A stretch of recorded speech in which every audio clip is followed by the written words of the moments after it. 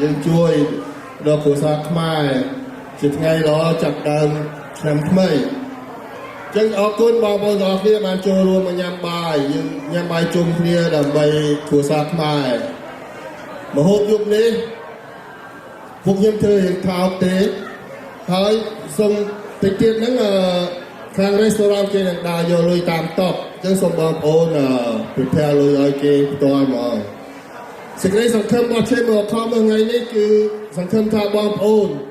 អាចចូលរួមជាថវិកាចូលជាមូលនិធិជួយ